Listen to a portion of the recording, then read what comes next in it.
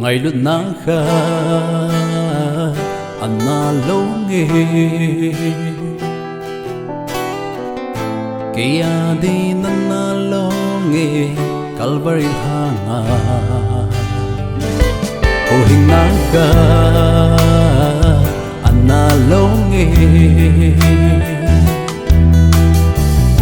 Ohingna loupi ta chu chonse Kei'a adin damdung theng bangin Lhatdam ahung longe Kei'a adin ahung longe lhagao damna ai Lhatdam ta chu lu chun Thima mang sa ay hol do in Ngailutna ay nalhad do nagjali kakipa pagkay na nga ay von khelin cho von tha chun ay chun nam tai Lan Sachoi lenge na pat na ho kel mun sing ay chin pa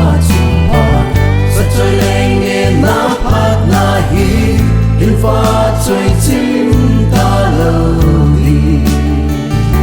in choi an jing ding ka dam lai ko kan su ni za kai hang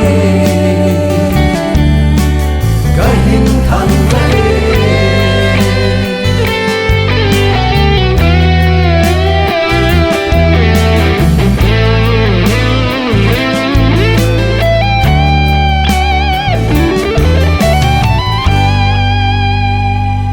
Kakipa pagkay na nga Navachoy la sa thay dingin Palhoy katume Kakipa pagkay na nga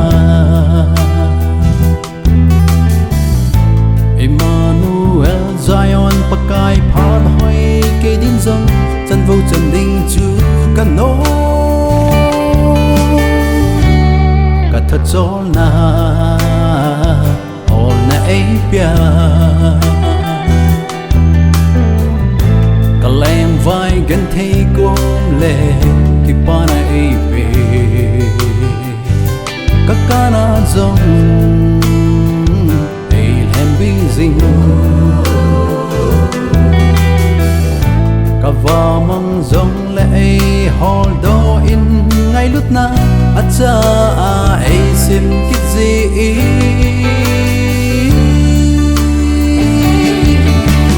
Lan Sachoi lenge na pat na ho